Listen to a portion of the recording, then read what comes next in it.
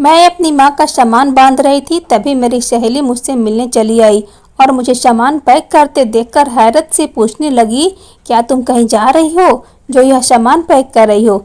मैंने कहा कि मैं नहीं जा रही, बल्कि मेरी माँ जा रही है, तो इसीलिए उनका सामान पैक कर रही थी। जिया ने हरकत से मुझसे सवाल किया कि तुम्हारी माँ कहाँ जा रही है? मैंने बहाना बनाते हुए कह दिया कि मेरी छोटी मौसी की तबीयत खराब है, तो इसीलिए मेरी माँ उनकी देखभाल करने के लिए जा रही है। मैं जिया को सब सच बताकर उसे और सवाल जवाब करने का मौका नहीं देना चाहती थी। मेरी माँ एक तांत्रिक बाबा के पास जा रही है। उस बाबा ने मेरी माँ को 30 दिन का एक मंत्र बताया है, जो मंत्र को मेरी माँ को 30 दिन तक करना पड़ेगा। और मेरी माँ उस बाबा के पास इसीलिए जा रही थी क्योंकि मेरा रिश्ता नहीं हो रहा था। 30 दिन तक यह मंत्र करने को बाबा ने कहा था। इस मंत्र करने से मेरा बहुत ही अच्छी जगह रिश्ता हो जाएगा। आज के ज़माने में कोई भी ऐसी बातें सुनता तो मुझे और मेरी माँ को पागल कहते हैं। आज मेरे पापा जिंदा होते तो मेरा कोई बड़ा भाई होता तो मेरी माँ को ऐसा करने से रोक लेता, बल्कि यह नौबत ही नहीं आती। मेरी माँ को मेरे रिश्ते के लिए परेशान होना पड़ता। मैं माँ का सामान बांध दिया और अपनी सहेली को लेकर छत पर चली आई। जिया असल में मुझे अपनी शादी का कार्ड देने आई थी, क्योंकि उसकी शादी तय हो गई थी।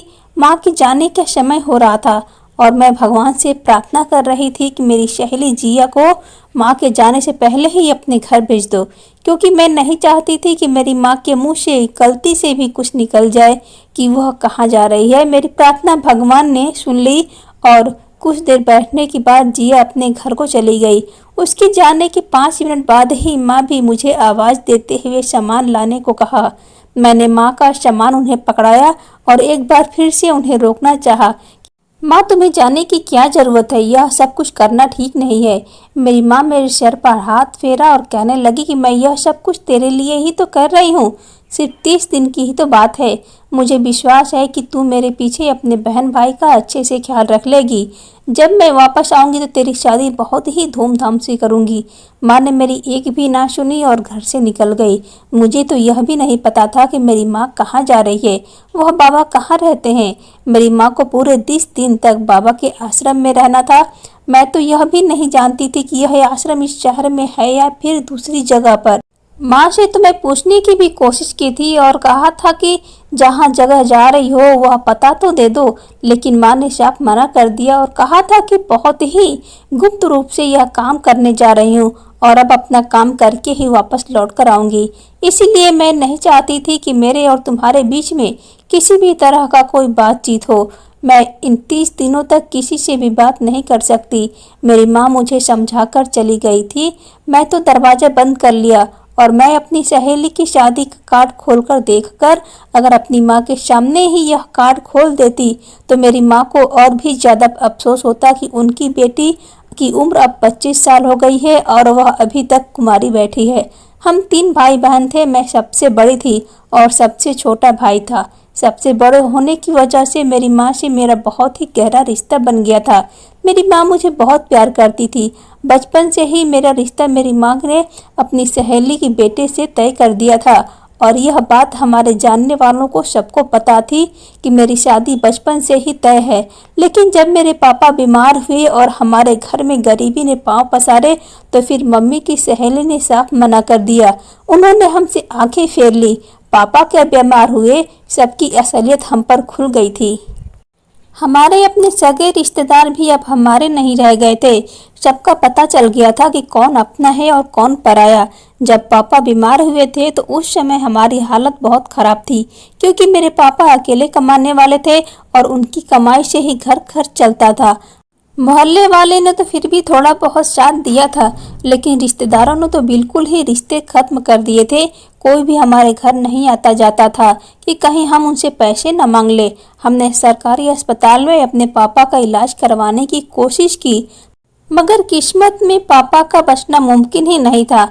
कुछ समय बीमार रहकर मेरे पापा इस दुनिया को छोड़कर चले गए। पापा के मरने के बाद भी मेरी माँ को उम्मीद जागी थी कि शायद उनकी सहेली उनके घर के हालात पर तरस खाकर अपने बेटे की उनकी बेटी से शादी कर लेगी। लेकिन मम्मी की सहेली ने तो पहले ही मन बना लिया था। उन्होंने अपने बेटे की दूसरी जगह पर बात पक्की कर ली। उस समय मेरी उम्र 22 साल थी।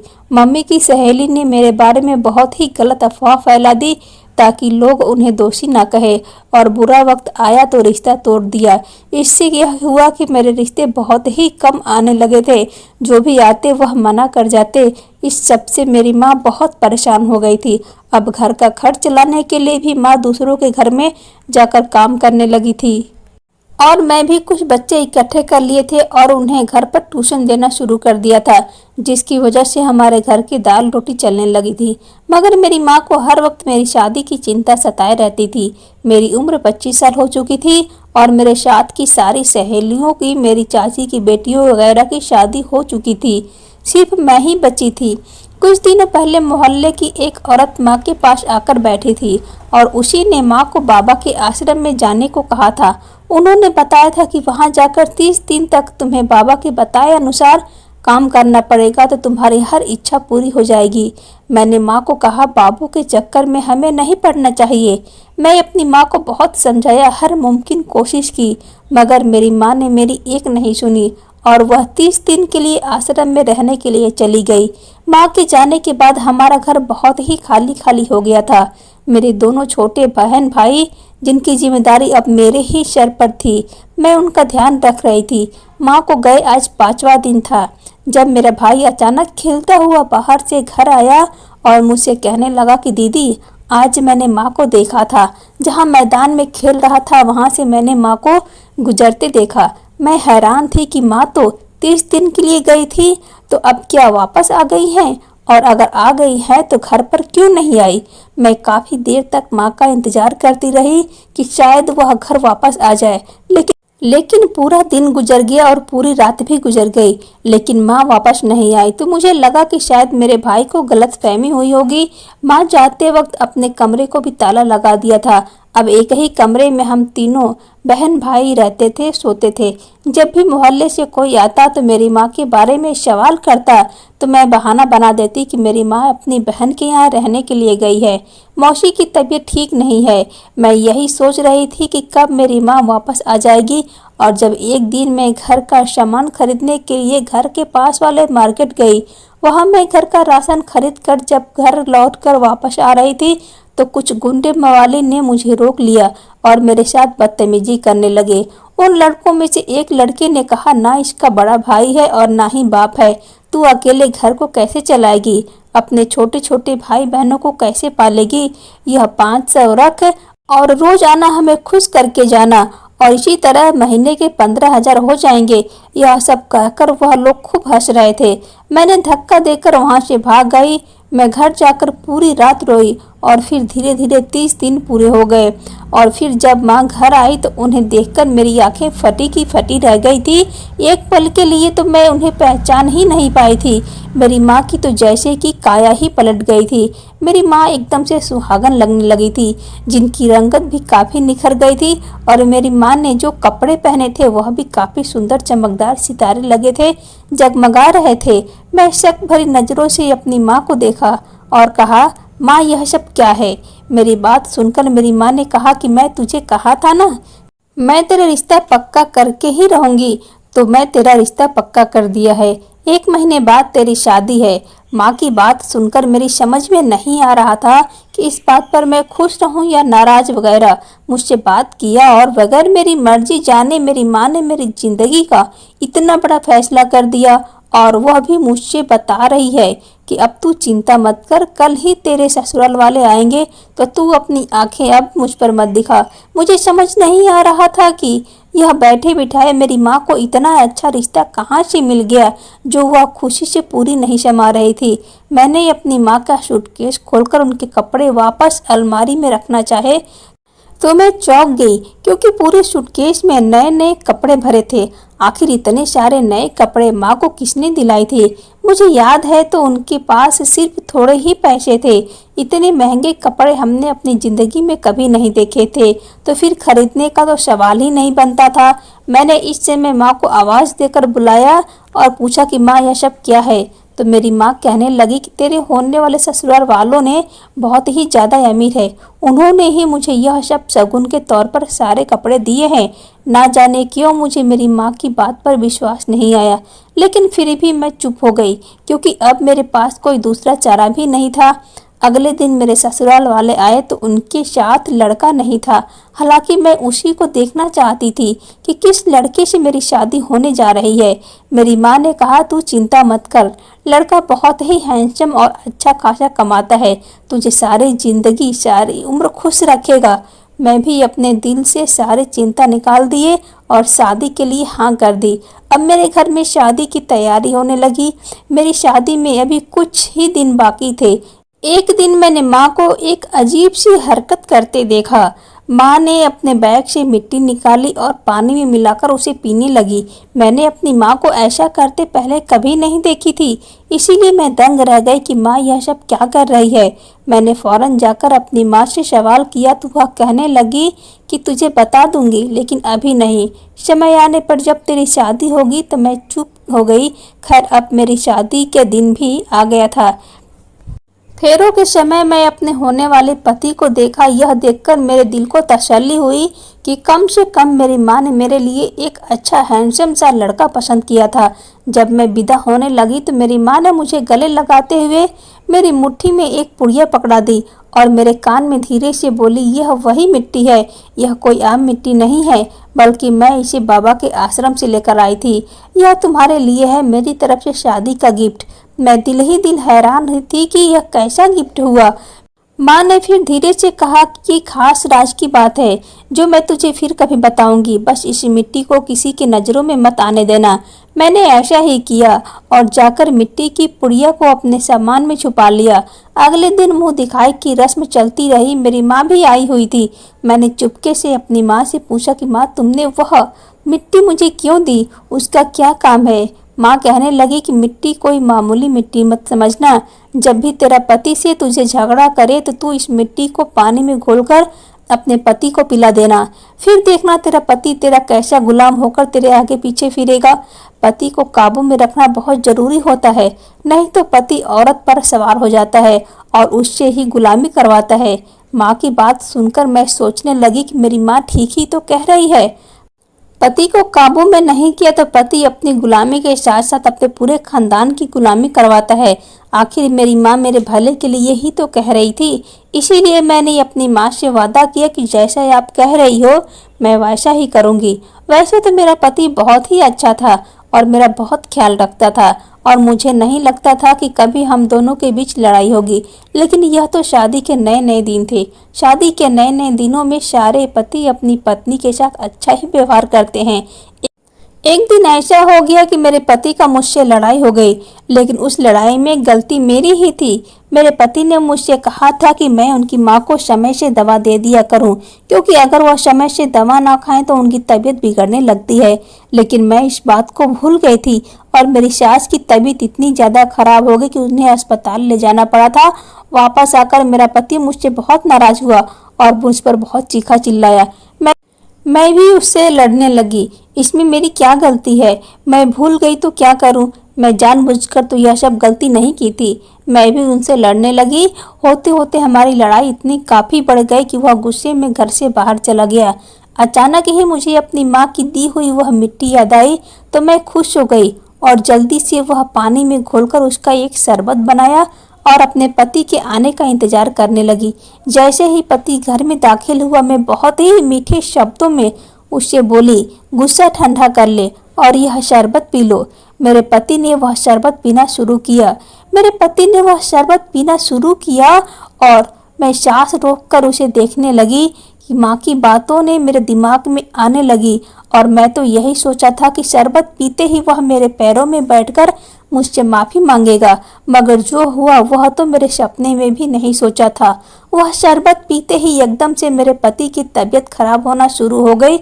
वह हकलाने लगा। उसकी हालत इतना बड़ा हो गया कि कुछ ही पलों में वह बेबस और बेहोश हो गया पति को देखकर मैं चीखने लगी, चिल्लाने लगी, जल्दी से शव को बुलाया। हम सब मेरे पति को लेकर अस्पताल आए। मेरी सास तो अस्पताल में पहले से ही एडमिट थी और अब मेरे पति भी इस अस्पताल में एडमिट थे। मुझे अपनी माँ पर बहुत गुस्सा आ रहा था, जिसने मुझे किस तरह की मिट्टी दी थी, जिसकी वजह से मेरे पति की हालत इतनी खराब हो गई कि मैं सोच रही थी कि अभी माँ को फ़ोन करके उनकी खबर लूँ। तभी मैंने अपनी माँ को सामने से आते हुए देखा। मैं हैरान हुई कि मेरी माँ को किसने बता दिया। हम यहाँ अस्पताल में हैं। मेरी माँ तो उनसे मेरी कोई बात ही नहीं हुई थी। मुझे लगा कि वह मेरी तरफ ही आ रहे हैं, लेकिन यह देखकर तो मैं हक्का बक्का रह गई कि मेरी माँ तो सीधी चली गई। शायद यहाँ किसी और से मिलने आई थी, मगर किसने, मुझे समझ नहीं आ रहा था। मुझे यह बात जानने की उत्सुकता हुई जब मैं माँ को अपनी सास के कमरे में जाते देखा। मैंने जब माँ के पीछे जाकर देखा तो मेरी माँ सास के पास बैठी उनसे बातें कर रही थी। हैरत की बात तो यह थी कि माँ को मेरी सास के बारे में किसने बताया, क्योंकि मैं तो उन्हें कोई खबर नहीं दी। मैं वहीं दरवाजे के बाहर खड़ी होकर अपनी माँ का इंतजार करने लगी। जैसे ही वह मेरी सास से बातें करके बाहर आई तो मुझे देखकर एकदम से घबरा गई थी।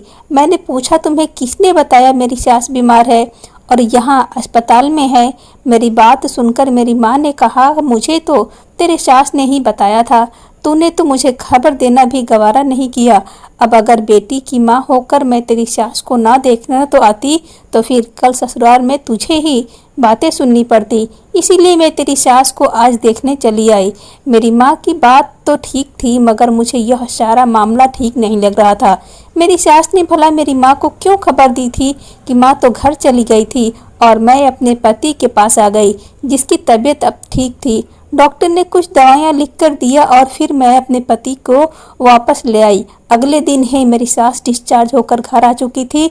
इस बीच बार बार मेरी माँ मुझे फ़ोन करके कह रही थी कि मैं अपने पति को अपने काबू में रखूं।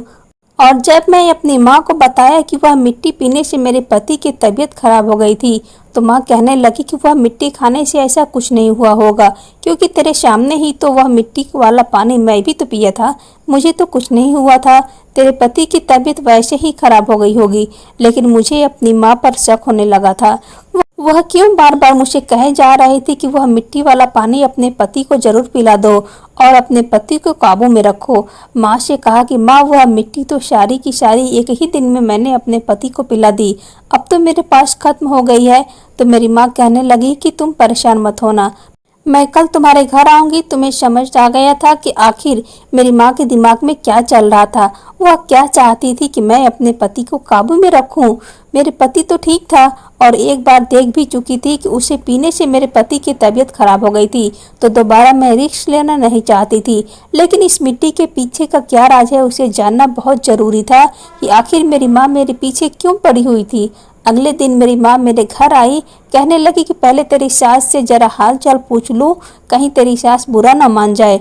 मैं कमरे में खिड़की से झांक कर देखा तो मेरी सास मेरी माँ के हाथ में एक चीज़ पकड़ा दी, जिसे देखकर मेरी माँ कमरे से बाहर आ गई।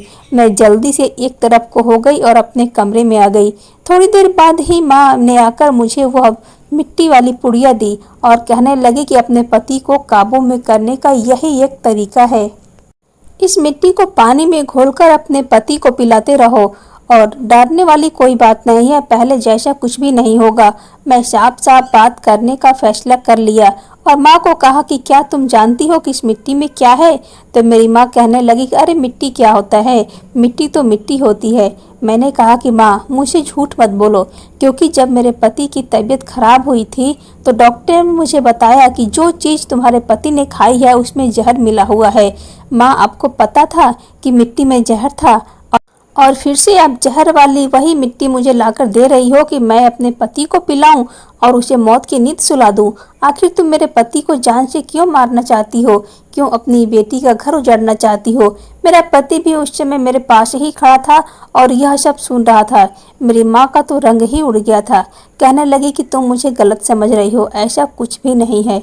यह मिट्टी तो मुझे तुम्हारी सास ने ही दी है और उसी के कहने पर ही मिट्टी मैं तुम्हें दे दी थी और इससे पहले भी तुम्हारी सास ने ही मुझे ये दी थी, अभी तुम्हारी सास ही दी है। हे भगवान, मुझे नहीं पता कि इस मिट्टी में क्या है। मुझे तो तुम्हारी सास ने ही यह कहकर मिट्टी दी थी कि मेरा बेटा बहुत ही गुस्से वाला है। अपनी इतनी तेज गुस्से के चलते वो अपना घर नहीं बसा पाएगा। इसीलिए आज टोटके की मिट्टी है, तुम अपनी बेटी को दे दो। वह मेरे बेटे को ऐसे पिला देगी और मेरा बेटा एकदम ठीक हो जाएगा और वह अपनी पत्नी पर गुस्सा नहीं करेगा।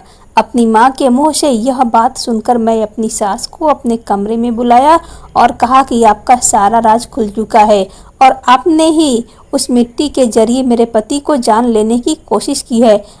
अभी मैं खुद अपनी आंखों से देखा था कि आपने ही वह मिट्टी मेरी माँ को दी थी। फिर मेरी माँ ही बोली कि कहने लगी कि मैं तो तेरी शादी के लिए 30 दिन के लिए बाबा के आश्रम में रहने के लिए गई थी।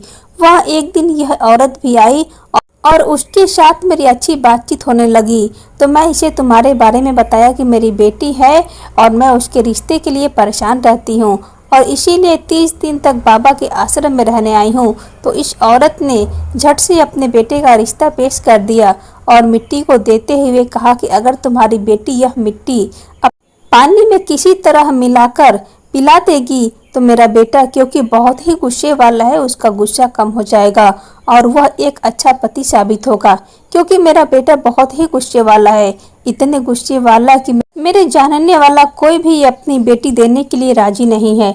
इसीलिए तेरी सास ने जैसा कहा था वैसा ही मैं तुमसे कह दिया। अब मुझे नहीं पता कि इसमें तुम्हारी सास का क्या राज छुपा हुआ है।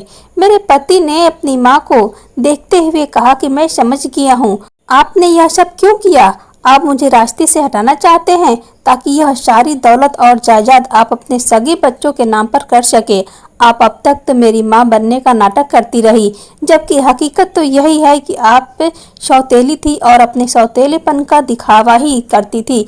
तब मेरी सास ने चीख कर कहा कि हाँ, मैं तुम्हारी सौतेली माँ हूँ और सौतेली माँ कभी भी सगी नहीं बन सकती।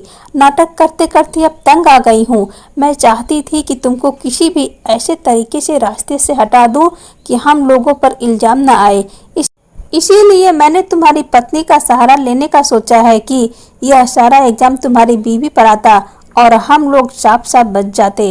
तुम्हारे हिस्से की दौलत फिर हम लोगों को मिल जाती। यह तुम्हारी सास बहुत ही बेवकूफ़ औरत है, लोगों की बातों में बड़ी आसानी से आ जाती है।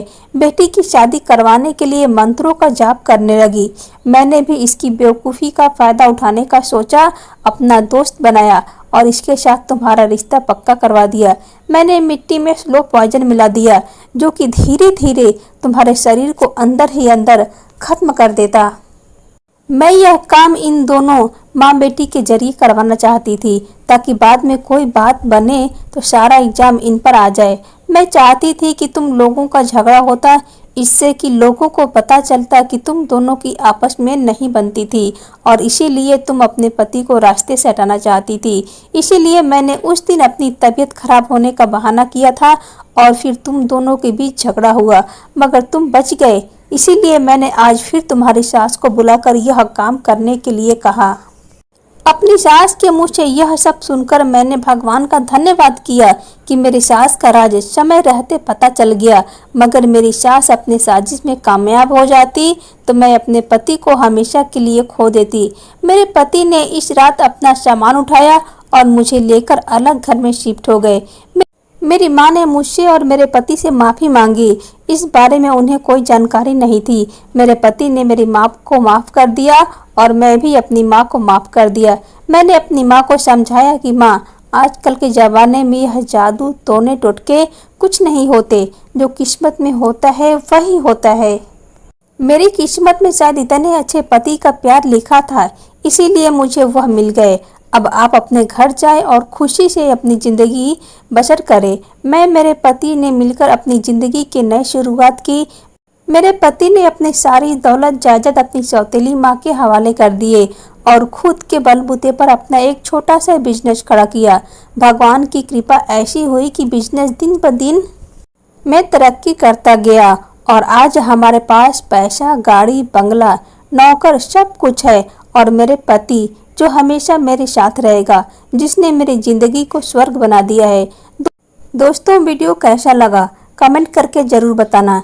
वीडियो को लाइक और चैनल सब्सक्राइब कर देना।